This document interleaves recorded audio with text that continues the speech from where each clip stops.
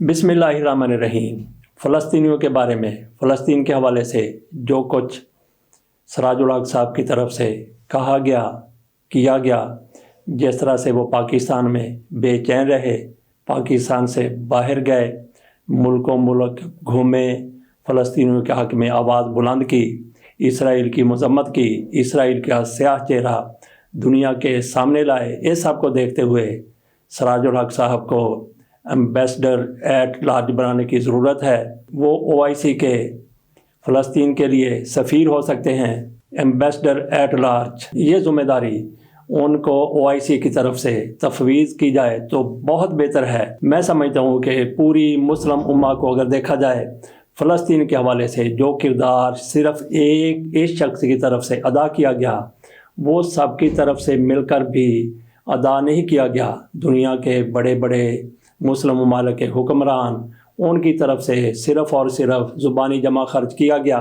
अमली तौर पर फ़लस्तीनियों के शाना बशाना कोई भी खड़ा ना हो सका। इस तरह से इसराइल की मदद की गई, इमदाद की गई अमेरिका की तरफ से, बरतानिया की तरफ से, दीगर मगरबी ममालिक की तरफ से। इस तरह से अगर फ़लस्तीन के कोई शाना बशाना था, फ़लस्तीन के कोई साथ खड़ा था, तो वो ईरान था, या फिर सऊदी अरब की तरफ से थोड़ा सा फ़लस्तीन का साथ दिया गया, लेकिन उस तरह से साथ किसी एक मुल्क की तरफ से भी नहीं दिया गया। हालांकि तुर्की की तरफ से भी बड़े बड़े ऐलानात किए गए, लेकिन जिस तरह से अमेरिका इसराइल के साथ खड़ा हो गया था, उस तरह से कोई एक मुल्क भी फ़लस्तीन के साथ खड़ा नहीं हो सका। बात हम कर रहे थे कि सिराजुल हक साहब की तरफ से बेहतरीन किरदार अदा किया गया फ़लस्तीनियों के हक़ में। वो मुल्कों मुल्क फिरे, उन्होंने इस मामले को उजागर किया, इस मामले को उठाया, दुनिया के सामने रखा। जैसा कि हमने कहा कि उन्होंने फ़लस्तीन का सहयूनियत का स्याह चेहरा भी दुनिया के सामने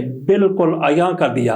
आपने अगर फ़लस्तीन के मामले को मज़ीद शिद्दत के साथ, मज़ीद ज़ोर के साथ रखना है, तो फिर सिराजुल हक साहब को कोई ना कोई ज़िम्मेदारी ज़रूर देना होगी, क्योंकि उन्होंने साबित कर दिया कि वो फ़लस्तीन काज के लिए किस तरह से मुतहर्रिक हो सकते हैं। पाकिस्तान में भी, पाकिस्तान से बाहर भी, जहाँ तक पाकिस्तान की हुकूमत का तल्लुक़ है, तो हमें नज़र आ रहा है कि हमारे वज़ीर-ए-आज़म साहब की तरजीहात क्या हैं। सिर्फ ज़ुबानी जमा खर्च जैसे दूसरे इस्लामी ममालिक के सरबराह कर रहे थे, हुक्मरान कर रहे थे, वही पाकिस्तान के हुक्मरानों की तरफ से भी सामने आया। दूसरी तरफ देख लें कि हमारे सियासतदान, इमरान खान आजकल जेल में हैं, इमरान खान कैद हैं, उनकी तरफ से फ़लस्तीन का जिस तरह से तज़किरा किया जाता था, उनकी तरफ से जिस तरह से इस्लामोफोबिया की बात की जा रही थी, उनकी तरफ से जिस तरह से नबी अकरम सल्लल्लाहु अलैहि वसल्लम की शान की बात की जा रही थी, और जो लोग नबी अकरम सल्लल्लाहु अलैहि वसल्लम की शान में गुस्ताखी करते हैं, उनके हवाले से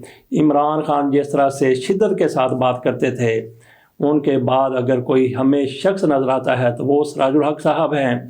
उन्होंने जिस तरह से मुस्लिम उम्मा के मामले को उठाया है, उजागर किया है, ना सिर्फ फ़लस्तीन, लेकिन जब भी किसी ऐसे मुल्क की बात होती है, किसी मुस्लिम मुल्क की बात होती है जिस पर जुल्म के, जबर के हथकंडे इस्तेमाल होते हैं, तो सिराजुल हक साहब, जमात इस्लामी बिल्कुल खम ठोंक कर सामने आ जाती है और अपनी हैसियत के मुताबिक, अपने कद काट के मुताबिक, अपने इख्तियारात के मुताबिक, अपने जो उनके वसाइल हैं उसके मुताबिक जो कुछ भी इनसे हो सकता है ज़रूर करती है। इसी बुनियाद पर हम कहते हैं कि सिराजुल हक साहब को एम्बेसडर एट लार्ज बराए फ़लस्तीन मुकर्रर किया जाए। ये काम OIC कर सकती है। बाकी हमारे जो सियासतदान हैं, इमरान खान के अलावा उनमें मियां नवाज शरीफ साहब आज़ाद हैं, आसफ़ अली ज़रदारी आज़ाद हैं, लेकिन वो इंतखाबी मामलात में इतने ज़्यादा इन हो चुके हैं कि उनको फ़लस्तीन की याद नहीं आती। इनको फिर ये भी सोचना पड़ता है कि अगर हम फ़लस्तीन की बात करेंगे, इसराइल के ख़िलाफ़ कोई बयान दे देंगे, तो फिर जो हमारा आका है वो हमें गिच्ची से पकड़ लेगा, गर्दन से दबोच लेगा। तो इसी वजह से ये लोग खामोश रहे फ़लस्तीनियों के हक़ में बात करने से और इसराइल के ख़िलाफ़ बात करने से। अगर इनकी तरफ से कोई बात भी की गई तो फुसफुसा सा, बिल्कुल होम्योपैथिक किस्म का, बेज़रर किस्म का बयान सामने आ गया। अव्वल तो ये बड़े बड़े सियासतदान बोले ही नहीं, अगर बोले हैं तो फिर मसलों के तहत, ताकि किसी को कोई बात बुरी महसूस ना हो जाए और हमारे इक़्तिदार के रास्ते में कोई रुकावट ना आ जाए। تو یہ سوچ کر انہوں نے بیان بازی کی ہے اسرائیل اور صہیونیت کے مظالم میں 15,000 فلسطینی شہید ہو چکے ہیں، جن میں بچے ہیں، بوڑھے ہیں، خواتین ہیں، اور زخمی ہونے والوں کی تعداد اس سے بھی زیادہ ہے۔ اس سے اندازہ کیا جا سکتا ہے کہ اسرائیل نے کس طرح سے ظلم کیا، ستم کیا، اور پھر جنگ بندی ہوئی تھی۔ ان کے وزیر دفاع کہتے ہیں کہ جنگ بندی میں مزید 2 روز کی توسیع کی گئی ہے، اس سے زیادہ توسیع نہیں کی جائے گی۔ ساتھ وہ یہ بھی کہتے ہیں کہ ہمارے جو مقاصد ہیں، فلسطینی آبادیوں کو کس طرح سے تہہ کر کے رکھ دینا ہے، کس طرح سے اجاڑ کے رکھ دینا ہے، وہ کہتے ہیں اس کے لیے 2 مہینے ہمیں مزید درکار ہوں گے۔ اس کا مطلب یہ ہے کہ 2 روزہ جو توسیع ہوئی ہے جنگ بندی میں، اس کے بعد اسرائیل ایک بار پھر فلسطینیوں پر اسی طرح سے قیامت صغریٰ ڈھا دے گا۔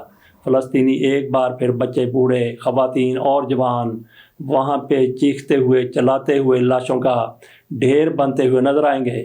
اسرائیل کی طرف سے تو ہسپتالوں کو بھی نہیں بخشا گیا۔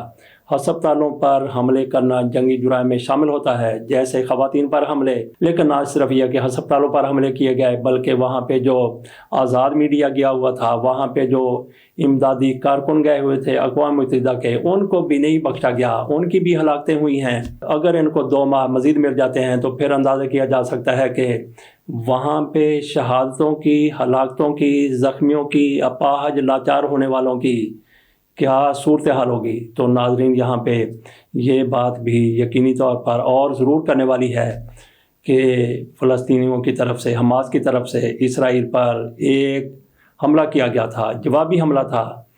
ایک ہی مرتبہ ان کی طرف سے 5,000 میزائل اور راکٹ داغ دیے گئے۔ اسرائیل کے پاس اس کا کوئی جواب نہیں تھا، کوئی بندوبست نہیں تھا، اور ان کو پہلے اطلاع بھی نہیں ملی تھی، کیونکہ حماس کو، فلسطینیوں کو وہ اتنا زیادہ طاقتور، ماہر نہیں سمجھتا تھا۔ لیکن یہاں پہ سوال یہ ضرور پیدا ہوتا ہے کہ جن ممالک کی طرف سے یا جن طبقوں، حلقوں کی طرف سے فلسطین کی حماس کے اس معاملے میں مدد کی گئی تھی، 5,000 ایک ہی بار یا اس سے زیادہ میزائل چلا دینا کوئی معمولی اور چھوٹی بات نہیں ہے۔ لیکن یہاں پہ سوال وہی کھڑا ہوتا ہے، پیدا ہوتا ہے، تو جو بھی ان کے پاس اسلحہ تھا، میزائل تھے، راکٹ تھے، وہ سارے کے سارے ایک ہی بار فائر کر دیے گئے، چلا دیے گئے۔ اسرائیل کو بتا دیا گیا کہ ہماری کتنی طاقت ہے، لیکن افسوس ہوتا ہے کہ ان کے پاس بیک اپ نہیں تھا۔ آپ نے اگر اتنی بڑی کارروائی کی ہے تو کم از کم آپ کے پاس 1 مہینے کا بیک اپ اسی طرح کے اسلحے کا ضرور ہونا چاہیے تھا۔ اگلے دن پتہ چلا کہ بس ان کے پاس جو تھا، انہوں نے اپنی کلی پھونک دی ہے، ان کے پاس جو کچھ تھا انہوں نے ایک ہی بار اسرائیل پر برسا دیا ہے، اور اس کے بعد پھر خالی ہاتھ ہو گئے، نہتے ہو گئے۔ اسرائیل طاقتور تھا، ہے، اور جب تک امریکہ اس کی پشت پر ہے، اسلحے کے حساب سے، اسلحے کے لحاظ سے وہ طاقتور رہے گا۔ تو اسرائیل کا مقابلہ کرنا ہے تو اسی طاقت کے ساتھ آپ کو مقابلہ کرنا ہوگا۔ اس میں کوئی شک نہیں ہے کہ مسلمانوں کے اندر بڑا جذبہ ہے، بڑا ولولہ ہے، لیکن اسلحے کی اپنی جگہ پر اہمیت ہے۔ اور پھر آپ کے پاس جو اسلحہ تھا، آپ نے ایک ہی بار سارا چلا دیا، تو اس کے بعد دیکھتے رہ گئے۔ پھر اسرائیل نے آپ کے ساتھ کیا کیا، وہ قیامت ڈھا دی گئی کہ تا قیامت یاد رکھا جائے گا کہ اسرائیل نے کس طرح سے انسانیت کی دھجیاں اڑائی تھیں۔